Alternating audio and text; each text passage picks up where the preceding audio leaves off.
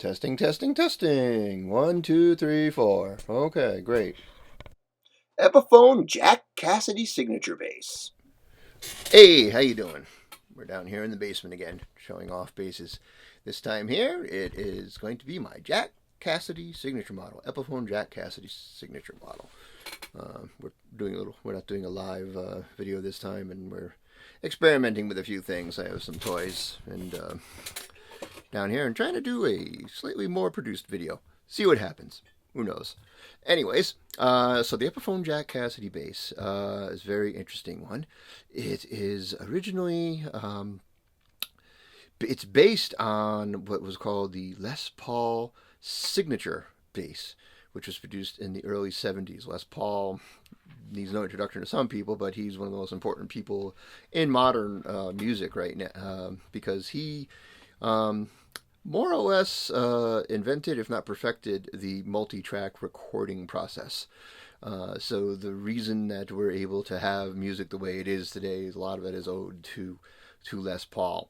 He was also a pioneer in the production of the electric guitar, particularly the solid body guitar, but also worked among other areas. And he had the idea. He actually, I think, might have gone to Epiphone first, but he was shooed away. Gibson didn't think it was viable, and then a gentleman named Leo Fender came out with a mass-produced solid body electric guitar, and all of a sudden Gibson had this idea that, you know what, maybe that crazy Les Paul guy might be onto something.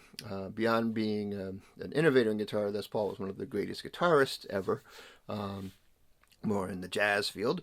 Lived well into his 90s, died a few years ago. But if you want to know more about the history of modern music is intertwined with Les Paul, whether you know it or not.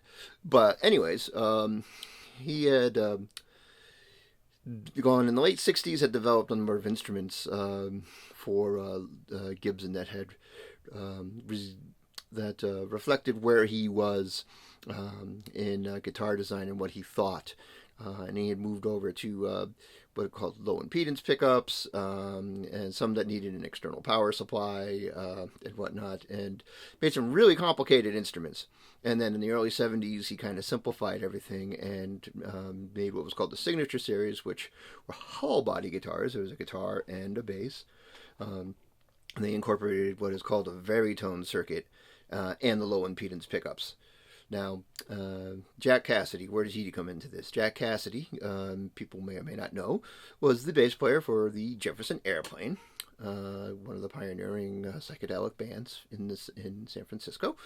And the San Francisco bands, they were infamous for really trying to push the limits of technology and develop things more.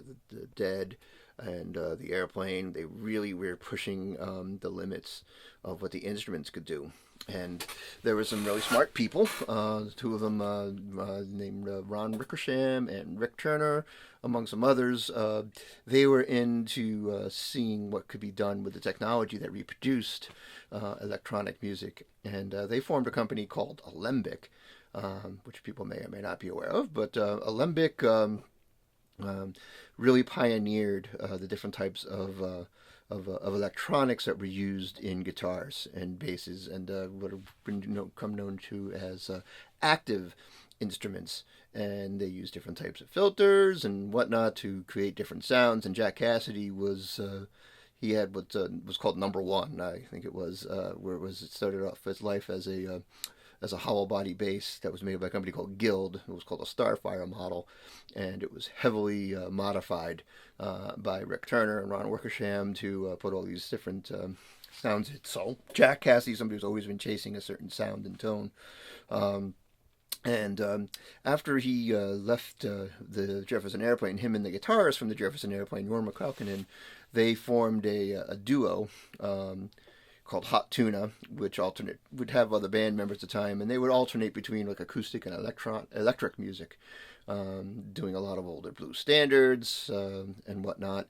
And one of the challenges, so Jorma would be playing an acoustic guitar, and Jack would be playing electric bass, and I've mentioned in my review of the Guild here, it's really hard to amplify an acoustic bass guitar well. And so Jack was looking for something that could he could use to be both be amplified acoustically but also work electrically. And he stumbled upon a Les Paul signature bass, and he liked it, but he didn't think it was perfectly like this. The low impedance pickup did the trick, but he didn't like the tone circuit as much, and he reworked it and had some different ideas, and went to Gibson actually and said, "Hey, I got this idea. This is your bass and all." And Gibson wasn't too sure about it and whatnot, and they sent him to Epiphone, which was a sister. Epiphone is an entity that Gibson owns, and they're much more open to challenges and whatnot. And this is in the '90s when this happened, and Epiphone worked with Jack to make the bass, and the rest is more or less history. It's kind of a niche instrument. There's a lot of people who love it. Some people have a hard time with it. The neck is thick. It doesn't balance well. It's a very large instrument. As mentioned, I'm a big guy, so big instruments don't face me. But the sounds that the instrument can bring are quite interesting. So yeah, there's the background on it, and now let's take a look at the details of the bass. All right, so here is the Jack Casady Epiphone Jack Casady Signature Series bass. Let's take a look. So here we are. It has a hollow body. Now, a lot of people think this is a semi-hollow body, but it's not. Gibson had made guitars starting in 1958, I think. The ES series, the type you see B.B. King play and the like. And those guitars had a solid wood block that ran down the center of the instrument that everything was attached to. This instrument here does not have a block all the way through. There is a block underneath here where the bridge mounts, but everything else is hollow on the body. So here we have the Electar pickup, the JCB1, Jack Casady Bass 1. This is a low impedance pickup. It is a redesign of the original Gibson style one that Les Paul had designed for this. Now, Les Paul did a lot of work with designing electric guitars and solid body guitars in particular. And in the late 60s, he had moved away from magnetic pickups to more of this, to a traditional magnetic pickup with these low impedance ones, because they had a purer sound and recorded better. Now, this here is the very gain control. Now, on Gibson guitars and basses, they have what's called a very tone. And the difference between these two is basically where the resistors are set. So there's 3 resistors, as you can see on here. There's a 50, a 250, and a 500. Now, on the original Les Paul Signature Series, the resistors were on the tone control. And so you chose what resistance the tone capacitor had, which created the tones. On the Jack Casady bass, the resistor is on the volume pot, so that's why it has a very gain and not a very tone. So it chooses the different resistance. 50 gives you kind of a straight clear. 250 drops out a little bit more on the mids, and 500 really gives you a very pronounced scooped sound with a lot of low end presence. And then your typical standard passive volume and tone controls, and your output jack. The bridge here is what's called a classic Gibson 3-point bridge. It came about in the 60s ultimately. A lot of people don't like this bridge, and the reason why, as you can see here, is it's kind of difficult to get at the adjustment screws. And they also have a history of kind of pulling out those anchors there that the screws sit into, can pull themselves out of the bass over time. I really don't have any issues. I mean, there are a few companies that make a few couple replacement bridges that pop on here. Maybe at some point I would look at it in the future.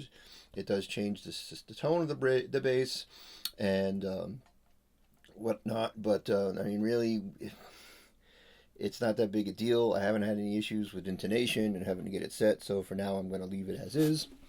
There you go. Yeah, a little bit of a peek inside. I don't know if you can see the lights they're reflecting. But this is a classic gold top color, which is what the original Les Paul guitar came in, and it's very common on Gibson finishes. But this is the gold top finish, which was the main one that the Les Paul signature came in. And you can see the binding on the instrument, and it is maple with the binding. The neck material, fretboard material, is rosewood, and it has what are known as the Gibson trapezoidal inlays, which is a very common standard Gibson inlays. Goes up. This one has a plastic nut, unfortunately, not a bone nut. And here we have the Jack Casady signature on top of the typical Epiphone. This is called the open book headstock. As you can see, it kind of looks like a book folded open. It's a lot more obvious than the Gibson headstock. Gibson headstock is a little shorter. The one thing that I have had to change on this, actually there are two things I had to change. One, go back down here to the input jack. The original input jack was short, and they did not have a. So this here's tight. The old one backed out on me, and there was two reasons. One, they didn't have a lock washer with a star washer on the other side, which locked the jack in place against the wood body and kept it from spinning. And the shaft, the threaded shaft, was also probably a little bit too short.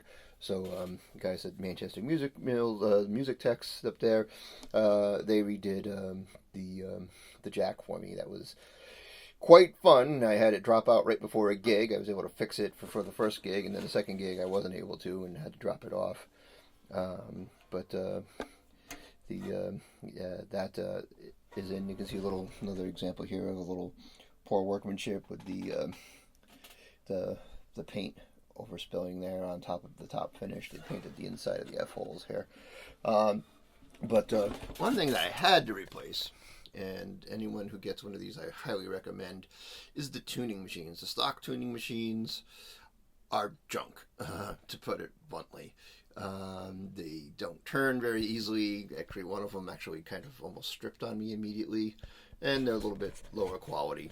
These ones here, and this is actually $40-something, I think the set was. These are Grover brand tuners. Grover is the brand that supplied the majority of Gibson tuners, and the original Gibson style open bass tuners like this were Grovers. They drop right in. They're direct replacements. If anyone gets a Jack Casady signature bass, you must change out the tuners. Get these Grover tuning machines. You can see they're very high quality and whatnot, but there you go. There's your the one thing that I had to do, but they're incredibly reliable, very stable, easy to tune, and no issues with that. And the only other thing I do on all my basses is I put on Dunlop strap locks.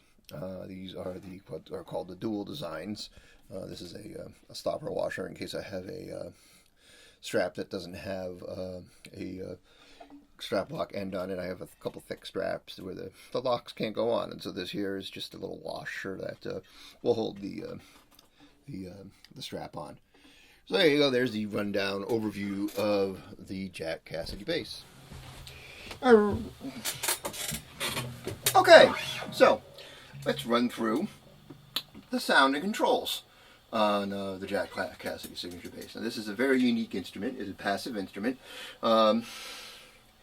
So as I mentioned in the rundown, the heart of the bass here is this pickup. It is a low impedance pickup.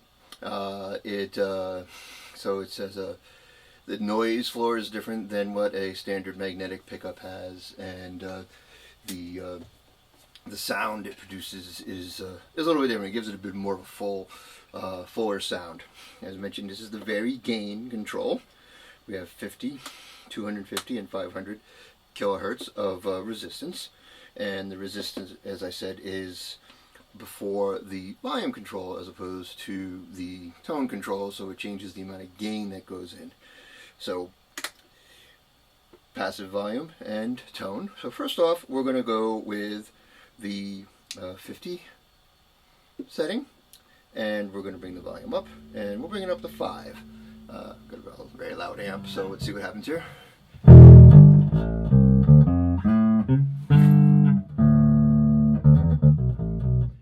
falling in the room here. Hope you're there. Good, nice, solid sound.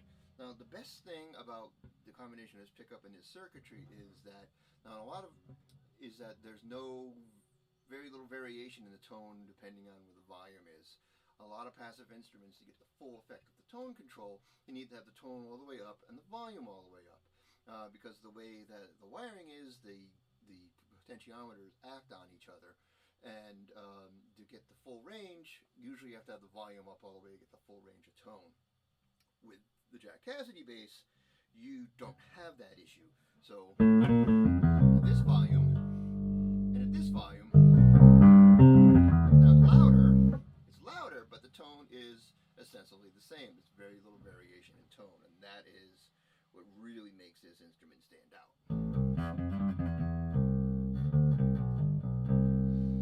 So I'm going to run through things here. So that is, we'll get this back up. This is the halfway, the volume at 5.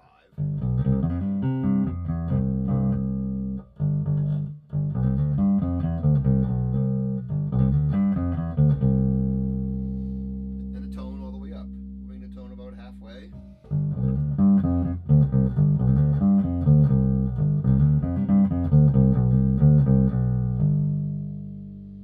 Takes off a bit of the high end, but still very usable. We'll roll down. There's the tone between 1 and 2, really deep and low. And there's the tone all the way off.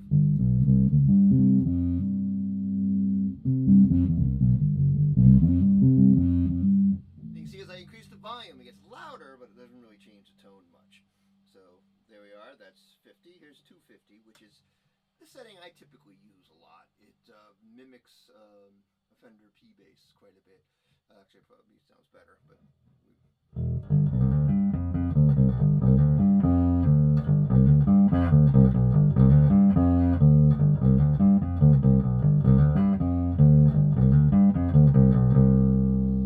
tone all the way up, volume at half, tone halfway.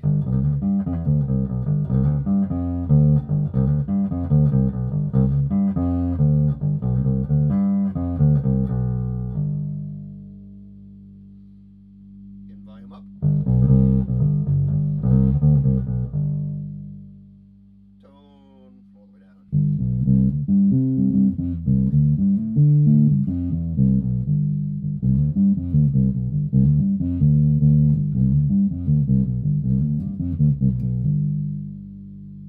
I'm not playing a real bass line or anything. I'm just trying to give something that gives you a rundown of the sound. And here we are at 500. And 500 is best. I mean, it's similar to, people are familiar with the G&L L1000, or the 1K bass. It has something called an oh my god mode. Pretty similar to that. It really is a big, almost overpowering type tone.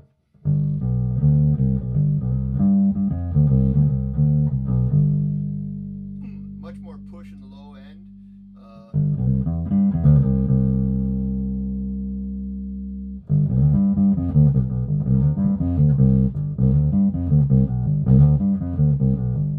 And as I said, it's because of the gain that it's affecting how the volume is, and so you can hear the amp distorting maybe a little bit more, getting a little more hair on the tone there.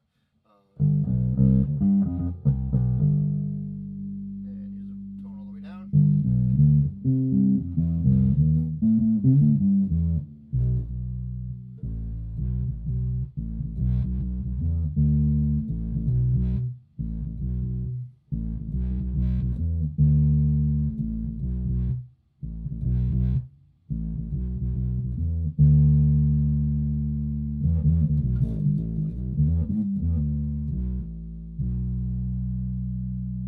That's half volume. So that's right there. Like I said, that's just the incredible the sounds that you can get from this here. But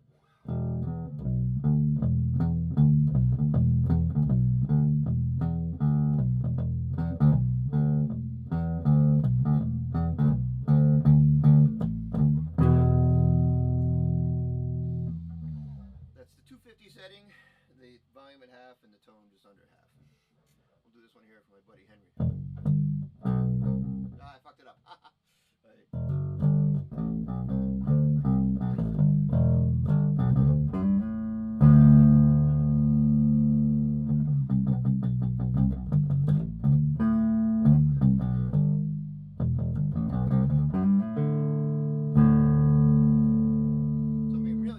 Just the overtones that ring out and the full volume of the bass.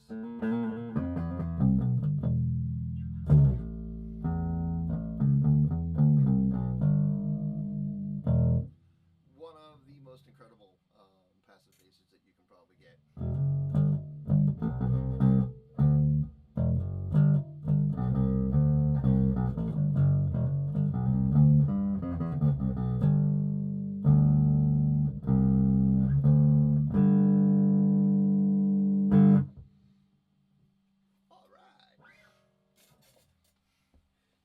So anyways, hope you enjoyed that. Look at the Epiphone Jack Casady signature bass. Feel free to throw any questions you may have. Let me know what you think of my really rough video editing skills. I'm still figuring out how to get some things done. There's some stuff that I didn't get in there that I wanted to get in there, but this is a learning period. I'm sure plenty of people out there are geniuses and experts at this. I'm just bumbling along. I got to work on my cropping of things and whatnot. But please throw a like if you like it, and if you didn't like it, tell me that too. If you have any questions, hit me up. I'll be glad to answer and respond. And I gotta see where I'm looking. You know, I'm looking away. I'm looking now at you, hopefully. But anyways, this is just life in lockdown, trying to figure out what to do with things. So little by little, we'll get this down, and I'll be like the regular Cecil B. DeMille by the time I'm done here, right? Or Spielberg, or I don't know, something. Anyways, peace out.